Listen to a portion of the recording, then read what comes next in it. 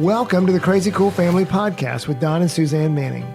Parents, what if we could give you the power to transform your family into something absolutely amazing? A family where everyone is healthy, gets along, loves Jesus, and has great purpose in life. Hey, let us flip your thinking to unlock the power God has given you to create your own Crazy Cool family. And here we go with another Crazy Cool Family Podcast with Don and Suzanne and special guest, Madeline. Hi, Madeline. Hi, guys. Madeline is our second daughter, and she has 3 wonderful children, perfect children in every way, right? Practically perfect in every way. 4, just turned 4, and 2, and how many months? 8 months.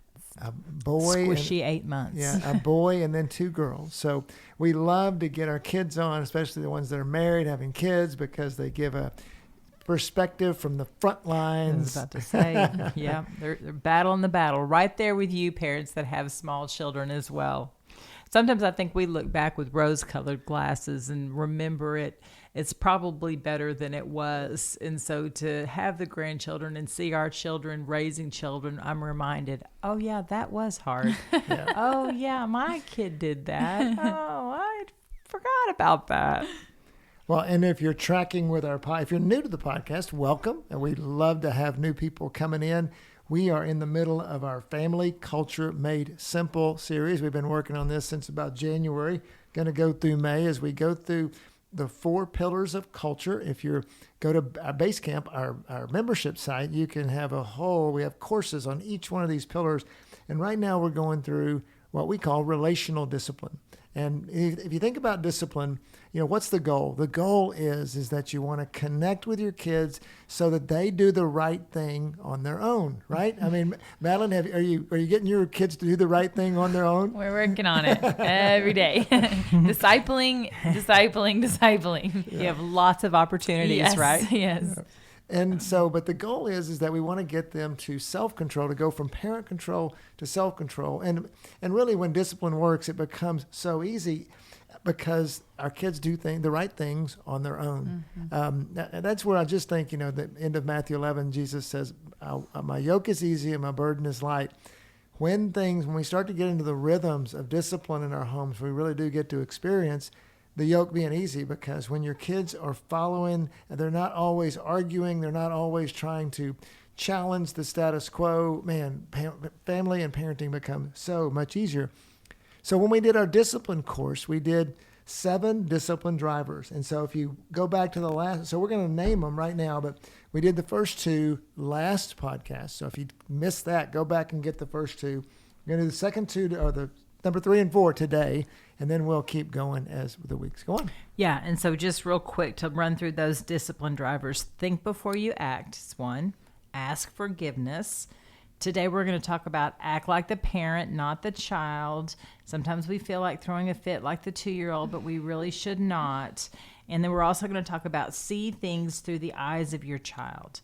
And then the next one's going to be consider natural consequences.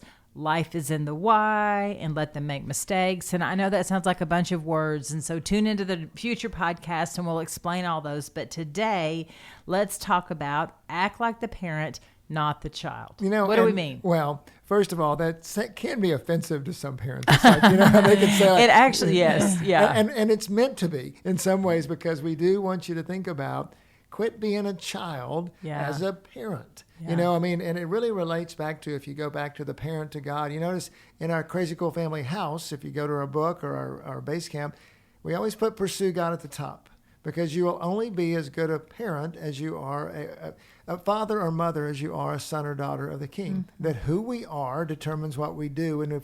And our job as parents is to grow in our faith and to grow in our self-control so that we can act more like the parent, not the child. So, Suzanne, what does that mean to you to act like a parent instead of a child? Well, so I don't remember who told me this, but I do remember someone telling me this somewhere along the way, and I do remember being offended. But the situation that came to mind when they said that was when Macy was a little girl, and she was full of passion, and she was full of desire.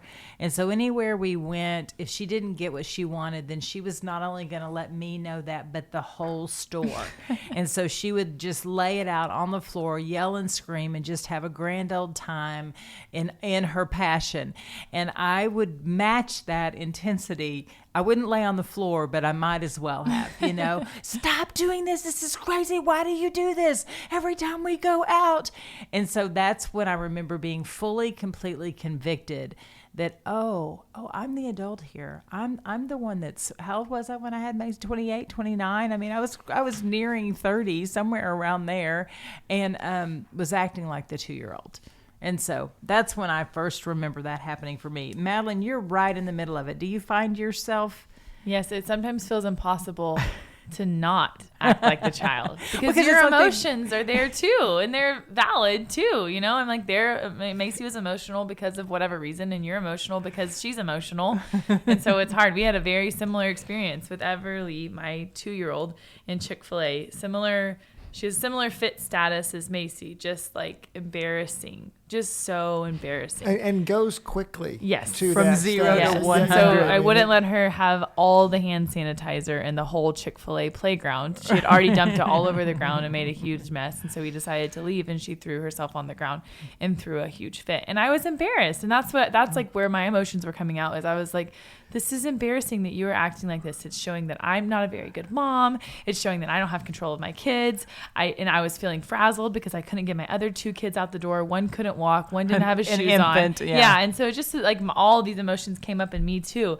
I don't think I'm an internal processor. And so I don't think I externally said anything. I just went in the car and like cried, I think, or was like, that was really bad, but it's just really hard when I feel like, or at least I feel like it's really hard as a mom, because I'm like I'm not trying to act like a kid, but I have actual emotions that come up too. And so taking those captive or taking control of those are really hard, especially when you haven't slept in 8 months and you probably haven't eaten that whole day, and you've been running around like a crazy person, and your husband sends you a text that says, hey, will you put this out on the front porch because we're selling it on Facebook Marketplace, and you're like, I'm so maxed out. I don't have the space and energy to like take care of my emotions when my toddler's freaking out, Well, and then you even had an expectation you were going to have a great time at Chick-fil-A, and it's a treat, and it's outside Never the budget. Never go to Chick-fil-A with 3 small children by yourself. It's just not fun. Yeah, and so all the things. Yeah, no, I love that. I love what you're saying about, yes, parents, acknowledge and realize that you do have emotions, and you will be triggered, and your children's behavior will create a negative response in you. Yes, a domino effect even in your emotions. And so know that. But when we say act like the parent and not the child, is that you've had a lifetime compared to your child of opportunities to control those feelings or talk yourself off the ledge or get into the car. I mean, to just like recognize it. Yeah. If you're in the middle of it and your kid's throwing a fit and you're frustrated, just have the thought, I am frustrated. Right. And then have the thought, I am embarrassed and I am stressed out, because those are the 3 things that I cannot control the situation, whatever it is. And then you can tell your kid that. I told Everly that. I said, that embarrassed mommy when you were in Chick-fil-A and you were screaming. And that made me sad when you embarrassed me, because I didn't feel like I was a very good mom because I couldn't help you with your fit. She's 2. Maybe she got that. Maybe it went right over her head. But she knew how I felt too. I remember telling my kids when they didn't cooperate well in the store or whatever, I remember saying, okay, that was not fun for me. We will not do that again. And so the next time we have an opportunity to go to the store, I'm going to leave you at home with Daddy, and I'm going to go without you. Yay. And so just letting them know, that's not what we do. That's not how we do it. That wasn't fun for me. If it's not fun for everybody, it's not fun for anybody. Well, and let's think about that.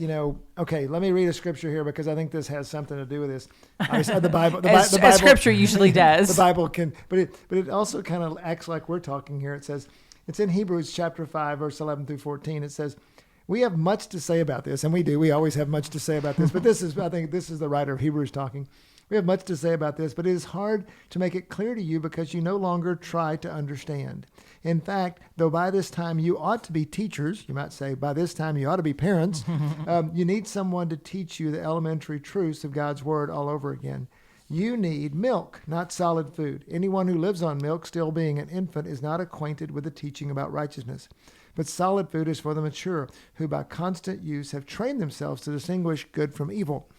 Okay, so think through that. Acting like the child is throwing a fit with the child.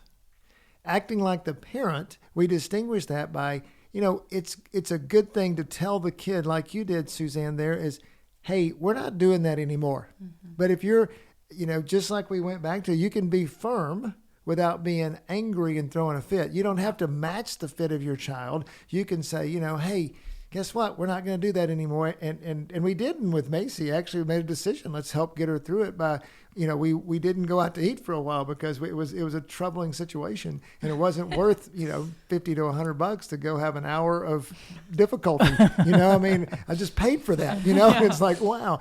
But even then, like with the embarrassment thing, okay, why are we embarrassed? Because we feel like we are not a good parent. Well, Right. Who do we really get approval from? For who, the mature believer, who do they get their approval from? Mm-hmm. It doesn't come from that other mom that's looking at you and judging you. Right. Because if you, mom or dad, ever try to get your approval from others in your parenting, you will always fail. Totally. But yet, what if we are a child of the King and we say, you know what, I've done my very best here, and my kid still threw a fit. And so I'm going to walk them out. We're going to be, but that brings a sense of calmness to you, mm-hmm. mom or dad. I mean, we've all had situations where we've had meltdowns by our, children. Hopefully they're not 15 when that happens, and so. One of the most impressive things is to see a parent acting like a parent mm-hmm. when their child is melting down, and to see the parent go super quiet, super calm, get close to the child, whisper in their ear. I mean, yeah. it is magical. Like, I wish I could pull my phone out and record the whole thing and then, send them $1 million and say, well done, good and faithful parent. Just because it is impressive when we can step into that role of, it's okay that my child's throwing a fit. It's all right. I know how to meet their needs. I'm not a failure, and if we run that track in our head. Well, and think about the times when your child, as they get older, they start coaching you on your reactions. It's like, hey, Dad, I know you're angry at this, but you probably need to relax. Well, but have some compassion. That person's in a wheelchair, Dad. It's like, no, okay. But I mean, they are, when your kids are telling you about it, it just really, I believe God put us in family because we learn things in those relationships that help us to mature and help us to be closer to Jesus, as well as to be closer to each other. And so what are those situations happening with you and your children that you need to be, and really what do we mean by act like the parent is just what that scripture says. Are you eating solid food? Mm-hmm. Are you acting in a way that you would be a person that's a solid food person? Or are you acting in a way that's more like, from a spiritual standpoint, like an infant? Okay, what do you do about that? Well, you get involved in your church. You get involved in discipleship classes. You get involved in a small group. You read your Bible in the mornings. You do things talk to other moms that are in the same situation, and moms that are ahead of you that have gone through that before. Or dads. Yes, or for sure, if you're dad, for sure. Yeah, you don't and talk to your dads. husband about it. I mean, don't, like Madeline said, she's an internal processor. But to talk about it is powerful. I mean, she shared that story with me. Like, this is what happened. This was the meltdown. And so just know that the things are going to come. And what I love about parenting is that we have the opportunity, as iron sharpens iron, if you will, as our small children trigger those things in us, how we respond can sharpen us. Mm-hmm. When we do all the things you just said, Dawn, reach out, talk to God, give it to, all the things. When we do those things, then it does well, and I find that Lord. Just like the example of Macy, it wasn't just Macy, other kids do fits as well. But I mean, but things tend to be recurring in parenting. So what can you do to take that situation? So, Madeline, you may be dealing, with Everly throwing fits in public and at home. And man, she has a high-pitched scream that can really get under your skin. Well, just taking that to God and to your husband and talking about, because it irritates both of you, and saying, what are we going to do about praying how we respond to that situation? Totally. I think God will give you, I know he's done it in our lives, give us specific wisdom that says, oh, when that happens, we are going to try to do this. Yeah. Maybe that one doesn't work. So then you go back and talk about it again. And so, and realizing too, one of the things that helps me a lot in trying to be the parent is she's probably not going to do that when she's 12. It is a season. And if I can think about it as a season and the season will pass, then at least I'm going to act on it. But I can think about, oh, this too shall pass. Yeah, it's good. And it says in the second part of this verse, similar to that, solid food is for the mature who by constant use have trained. I'm like, isn't that the definition of parenting? Like constant in having to train. And so just to encourage you guys, parents out there, that like, if you feel like this is like, if you're for the first time in taking solid food and asking God these questions and reading your Bible and in discipleship groups, the first time you're doing this and you're like, okay, I don't see any fruit today. Just know that after constant use, you will train yourself to be able to distinguish good from evil. Like the fruit is going to come. It just might take a minute. And that's what mom and dad keep telling us all the time as we're raising these kids. They're like, stick with it, stick with it. Y'all got this, stick with it. You will see. Cause it's easy for dad to say she's not going to scream when she's 12, but when she screams 15 times every day for 2 years, it feels a little bit hard to believe that the season's going to end, but just have to trust the truth of the Bible, which is like, as I'm constantly feeding myself solid food and maturing in Jesus, then I get the opportunity to train myself to raise her, to train myself to be able to raise her in righteousness. And it's going to be constant and it's going to be training, but it will work. And so I just want to share this. The Lord just brought this to mind, that I have said and told so many people that if I could go back and raise any of my children again, it would be Macy. Like, I want a second chance at Macy. Not because she's not absolutely wonderful, incredible, but because I feel like I missed it. I messed up. I didn't meet her needs in the middle of her fit. I wasn't there for her. I was acted more like the child than the parent. And I got a second chance with Maddox, but I mean, he was a little boy and I had a bunch of help and it was radically different. But even as I was raising Maddox and seeing the similarities because they were sensitive children, I saw the things that I didn't do good with Macy and wanted a chance again. And so I just want to speak that into you parents that are raising a Macy or an Everly, a passionate, emotional child. Just press in and press into with what the Lord has for you. They are a gift that the Lord has sent for you to learn about yourself, to know God, to need God, to depend on God. And so what are you going to do about it? I just want to say that, even though you may think like you're messing up as a parent, there's always redemption in the Lord, that you, as you learn and you apply. And one of the things we're talking about with culture to people right now is that culture is kind of like learning a language, that when you start out and you're not going to know, you're going to just know, okay, I need to say the words, how to go to the bathroom or how to, where can I get something to eat? But over time, you immerse yourself in the culture and you know how to speak it better. Those things take time. But God, as a way of when you point in a certain direction, he redeems the relationship and redeems the child. Just like we were saying that, we laugh and joke about Macy's fit when she was 1, 2, and 3, but she's an amazing young lady now, and she's full of life and energy. She's she's our employee at Crazy Cool Family. And she cries all the time, even as an adult. Now, she doesn't lay on the floor and throw fits anymore, but the emotion, she's learned to let the emotion have motion and flow through her. And she just didn't know how as a little girl. And so, but the key is that God will redeem it. And God, if you're pointing in the right direction and you start to act more like the parents, you'll see great success as time goes on. And the second one is like it. This one's really hard for me because I'm not a really sensitive person. I tend to see things logically and I tend to see how we're going to move forward. But that is to see life through the eyes of the child. And, Matthew 18 says, unless you dramatically change your way of thinking, catch that, unless you dramatically change your way of thinking and become teachable and learn about heaven's kingdom realm with the wide-eyed wonder of a child, you will never be able to enter in. Whoever continually humbles himself to become like this gentle child. Notice it didn't say to become a child, and it also didn't say to become childish. It said whoever humbles himself to become like this gentle child is the greatest one in in heaven's kingdom realm. So what do you guys think about seeing life through the eyes of the child? This is so ridiculous, but my kids and I have been very into Bluey lately. I don't know if y'all have seen it, but there's this one episode of Bluey. Not going to give you the whole context, but essentially at the whole episode, but essentially at the end, it's a baby Bluey. It's like a flashback to baby Bluey, this little dog, and she learns how to walk.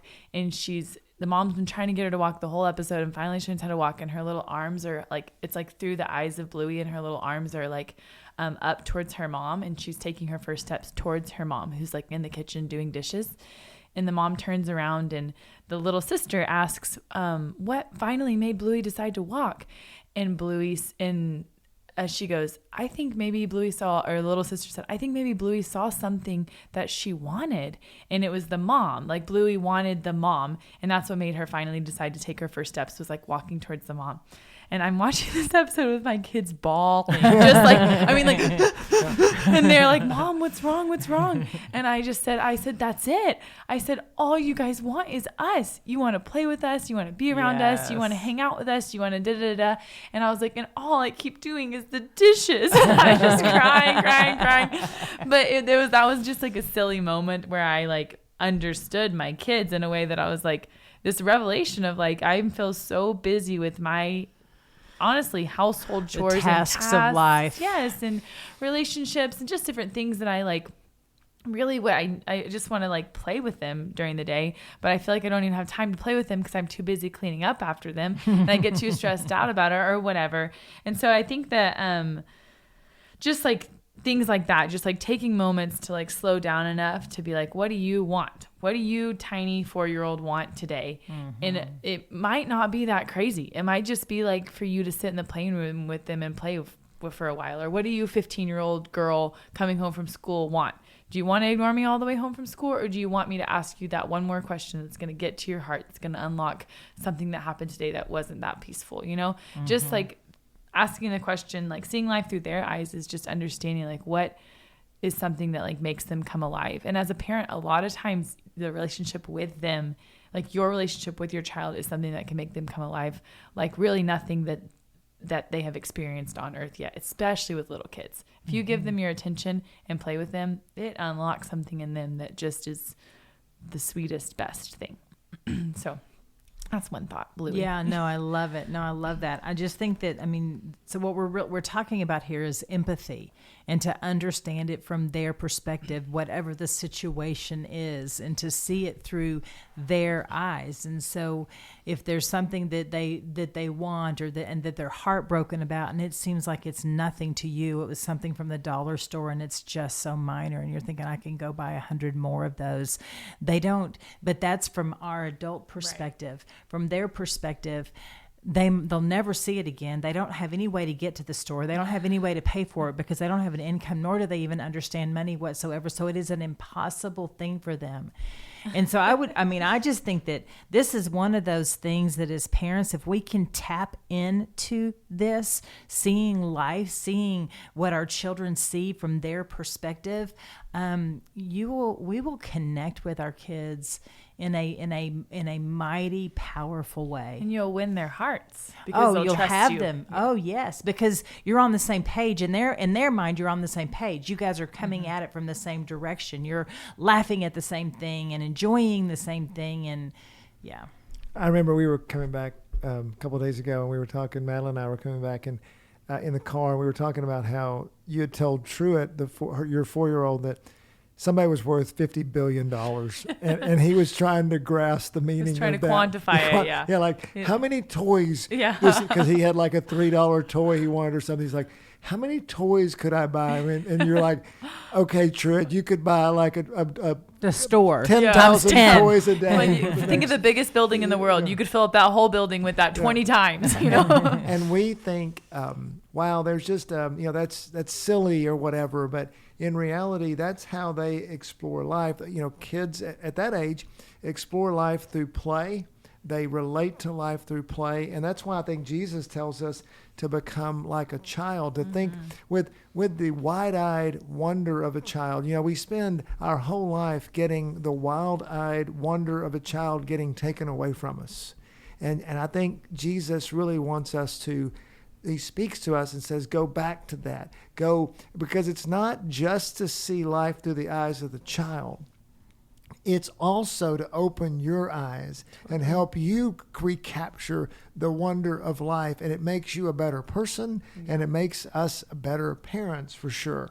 Yeah, so one of the things I was going to say is if you have a hard time like seeing life through the eyes of your child, then go back to your own childhood and remember what it was like when when a parent was rude to you, or an adult was not kind or dismissive, or didn't value you, or maybe one time you got your feelings hurt by an adult. Like I have a list of like a teacher. I mean, just a few different stories in my lifetime that I remember as a child not feeling like I was seen or known or understood.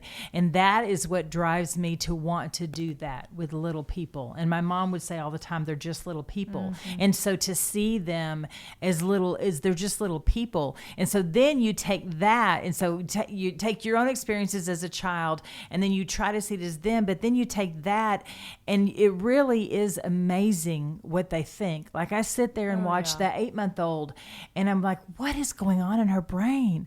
Like, why did she all of a sudden giggle? And why did she laugh? And then why did she just cry? And why did she, and it blows my mind. Or like Everly's just playing or whatever. And then she just gets up and goes and finds her water bottle. And like, did she have the thought in her brain, I'm thirsty, I wonder where my water bottle is? And she's 2 years old. Can she even think at that level? And so Dawn says all the time to husbands, be a student of your wife. And what this is saying is to be a student of your child, to watch them and just see them. Well, and realize when you think about seeing things through the eyes of the child, at every age, your child understands more than they can communicate. Yeah. Every age, at 12, at 2, at 15, at 18. It's only when, even as adults, we do it as well, but particularly with children. So when you're watching life through the eyes of the child, understand that, because you're always trying to glean. It's a process, and then you turn and speak life into the child,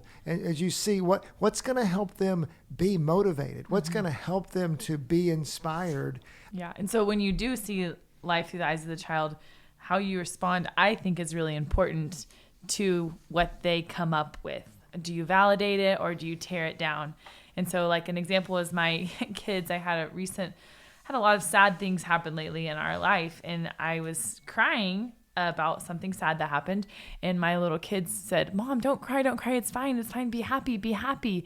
And I was realizing that like the way that they were seeing life was the way that I had told them to see life, like be happy, come on, let's be happy, let's happy. So I realized that essentially I was not validating their emotions as little people. And so I was like, oh man. And I asked God about it and asked his perspective, and I felt like God said that when they are sad, because I like to be happy and I don't like to be sad, I felt like God said I need to slow down and really validate the way they see life and the way they see sadness. And so like, instead of saying the words, it's okay, don't cry, we're fine, I will stop and say, oh, I'm so sorry that makes you sad. I get it. That makes me sad too. Are we ready to be happy, or do we still want to be sad? If you want to be sad, that's great. You can just sit in my lap and I'll snuggle you for a minute or whatever. And so I do my best to say, I'm really sorry that made you sad. Or, oh, did that make you angry? I can totally see why that made you angry. That would frustrate me too. Everly has a really hard time when she can't get things together. She does that bad scream and she gets mad. And I'll say, oh, Evie, did something upset you? Because that sound makes it sound like I'm not that happy. And she'll, I'll be like, can you use your words and tell me what made you mad? Oh, I can see why that made you mad. So when you're seeing life through their eyes, validate what you're seeing instead of like going straight to discipline or straight to frustration in your own heart, instead of acting like a kid again. Which still gives you the right to the discipline. Right. It may be, because sometimes when you find out, it helps you to be seeing life through the eyes of the child. I think helps you, back to number one, to be the parent, because it helps you to discern really what's going on. Yeah. And when you see it through your eyes, it gives you a chance to slow yourself down, like to turn your own emotions down. Because when you're taking a minute to say, okay, why are they screaming? What are they upset at? What's going on? Like, where are we off? If you're asking that question before, like, oh, they're just so big, I just have to, then you can, if you ask the why, then you can take turn your own emotions down, and then discipline and give consequences from a way healthier parental well, and that's place. how you get, what Suzanne mentioned on the first discipline driver about when you see that parent that is just in control, even though their kids all over the place, that's how they're doing it. I mean, they're seeing things through, first of all, they're secure in their own selves. So they are being discipled. They are growing in their faith. They are doing things, but also they are seeing things. They're seeing the situation. Great parents see situations differently. They see situations through the eyes of the child. They see things through the eyes of the father. They see things in different lenses than other parents do, so that they respond differently. Yeah, and so just some goals. Just understand the motive of your child. Use the power of questions to help see life from their perspective. And then embrace and acknowledge your inner child and see things with wide-eyed wonder. And so just if you focus on that, and then we have something, we say all the time, and I encourage you to declare this over yourself. Remember that God handpicked you. God handpicked us to be the best parent that I can be for my child, for your children. And so you are handpicked by God. He has given you everything you need to act like the parent, not the child. And he has given you a special dose of empathy and understanding to see things from your child's perspective. Totally. I have a little homework so that we're not just hearers, but doers of the word. There you Okay. Matthew 18 says, learn about heaven's kingdom realm with wide-eyed wonder of a child. So Crazy Cool families out there this week, as you're with your little kids or even your big kids, my homework / challenge for you is to see something with a wide-eyed wonder from the perspective of your child. Whether it's like just today, little Sebastian, my nephew, their other grandbaby, we were all getting ready for bed, and he looks out the window and goes, "Y'all gotta look at the sunset." And we all just turned around and we're like, "Wow!" It was amazing, but not that climactic. Like I've seen better ones, but we all freaked out like it was. And so just find something with wide-eyed wonder with your kids. And it could be an older kid that loved a really cool basketball shot, or a little kid that saw a bug crawling across the ground and thought that was amazing. Just look at God's world with wide-eyed wonder with your little kids this week. So there you go, parents. That's such fun homework. Yeah. You can do this. You can make it happen. And thanks, Madeline, for being with us. And we will wrap up this one and be back with two more. We'll see. I think you're right. Two more discipline drivers next week. In the meantime, as always, go be crazy parents, crazycoolfamily.com.